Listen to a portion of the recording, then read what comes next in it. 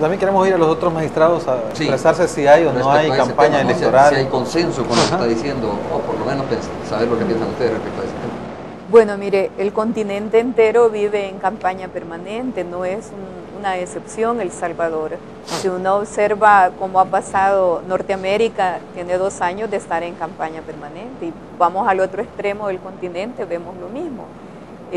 Creo que aquí el tema para el caso de El Salvador es que está pendiente por concluirse el debate sobre la ley de partidos políticos, la regulación de las campañas, pero esa es una discusión que amerita que se haga no precisamente en el marco de una campaña, porque entonces ahí se estanca. Después del 2009 pues viene un tiempo en el que todas las fuerzas políticas deberán de adoptar mecanismos para precisamente regular todas las campañas electorales, y finalmente se llega a eso. Está el tema pendiente también de las fuentes de financiamiento de las campañas electorales. Y hay otros temas como por ejemplo que dista mucho del de la libertad de expresión, es cuando se comienza a coaccionar al electorado amenazándole que si vota de tal forma va a perder el empleo o se le va a acabar la remesa. O sea, ese es un tema también muy de fondo. Ahora, pero estamos preguntando un poco por qué es importante, ¿no? De decir, bueno, vamos a llegar al paraíso, pero estamos preguntando cómo pasar el río primero, estas elecciones también. Entonces, lo que pregunta, por ejemplo, Amílcar, ¿no? Es decir, bueno, ¿cuáles son los límites? El presidente dice, no hay límites en esto. Yo lo que quiero saber es si ustedes están de acuerdo en eso y si en realidad ven o no ven que hay campaña adelantada. Pero me parece importante el escenario de llegar al paraíso y decir aquí así va a ser la cosa, pero antes hay que pasar el río, que son las próximas elecciones, y aparentemente de aquí a las próximas elecciones, o sea, la situación se ve en este contexto que estamos discutiendo ahora.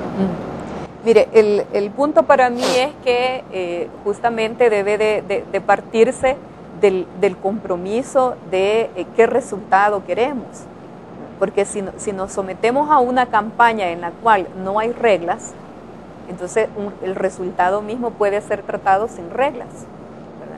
Entonces el punto para mí sí debe de tener la claridad suficiente de que debe de haber el compromiso de respetar el resultado, el que sea, ¿verdad? Y que parte de eso también lo marca el carácter mismo de la campaña. Una cosa es la campaña publicitaria, la campaña abierta, pero que también tomar conciencia que existe un mecanismo de coacción mediante el cual se le amenaza a los trabajadores, a las trabajadoras, y que eso debe de ser corregido, pues.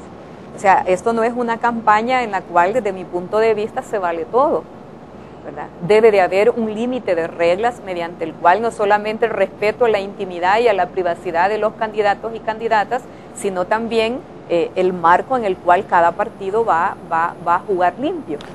Bueno, yo creo que en este punto es un punto de divergencia al interior del tribunal, porque existen personas como el magistrado presidente en la cual ellos propugnan por una libertad de expresión irrestricta precisamente en los procesos electorales. Yo creo de que el artículo de libertad de expresión establecido en nuestra Constitución no es un derecho absoluto y tiene ciertas restricciones y limitancias, y una de ellas es precisamente en los procesos electorales en lo que se refiere a la propaganda. La campaña electoral está compuesta, a mi modo de ver, por 2 grandes elementos. Uno, que son los actos de proselitismo. Esos no están prohibidos en ninguna parte a nivel del orden jurídico salvadoreño, pero sí en cuanto a la propaganda electoral, que es el otro elemento de las grandes campañas, hay un artículo constitucional que sí menciona límites de tiempos, y ustedes lo saben muy bien como periodistas: 4 meses antes en las elecciones presidenciales, 2 meses de diputados y 1 mes en la de consejos municipales.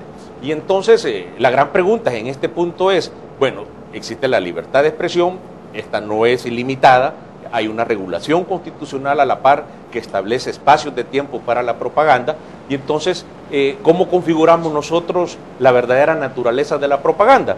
En ese sentido, nosotros, por ejemplo, los estudiosos del derecho, yo que soy técnico al interior del tribunal, así como lo denominó los acuerdos de paz, hay una jurisprudencia, recurro a ella, hay una jurisprudencia que menciona que hay propaganda electoral, toda vez de que hay una ponderación de un candidato y hay una ponderación de una plataforma o de un programa político de cara a una elección presidencial. En ese punto se podrá decir, no, sí que todavía no hay candidatos porque no se han inscrito. Bueno, miren, realmente lo que han hecho los partidos políticos, nadie va a decir que Mauricio Funes no es el candidato presidencial del FMLN, ni nadie va a decir de que Rodrigo Ávila no es el candidato de Arena de cara a las elecciones del 2009. Partido político, sí, nombrados por las instancias de los organismos competentes al interior de los partidos. Lo que hace falta es un proceso de inscripción que arranca después de la convocatoria, ¿verdad? Pero ha habido, ya ha existido desde el año pasado, una ponderación de esos candidatos en específico y de sus plataformas mínimas que todavía no están elaborados sus programas de gobierno, pero sí han mencionado algunos de ellos qué es lo que van a hacer. Entonces yo creo sí sinceramente de que desde ese enfoque ha existido una violación a la normativa constitucional.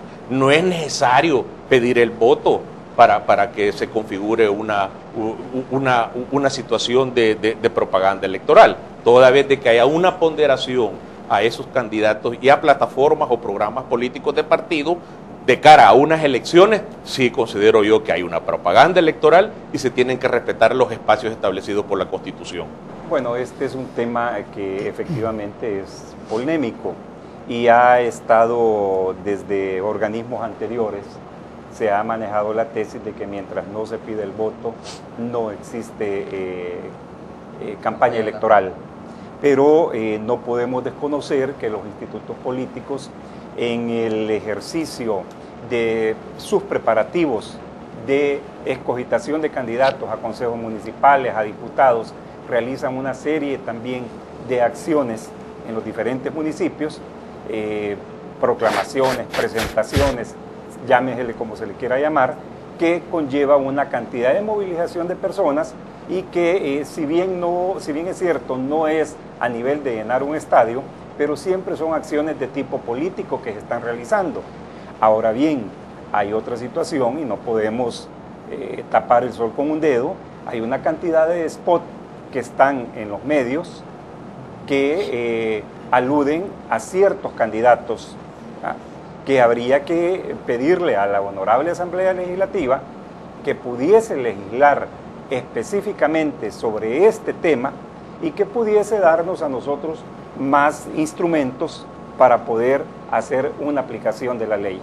¿Usted cree que es necesaria una interpretación auténtica, por ejemplo, al término de propaganda, que es tan difuso según los magistrados? Ustedes mismos han dicho que es un poco difuso ese término.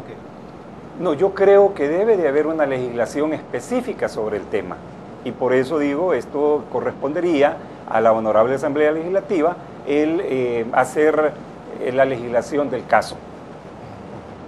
¿De qué tipo tiene que ser esa? Sí,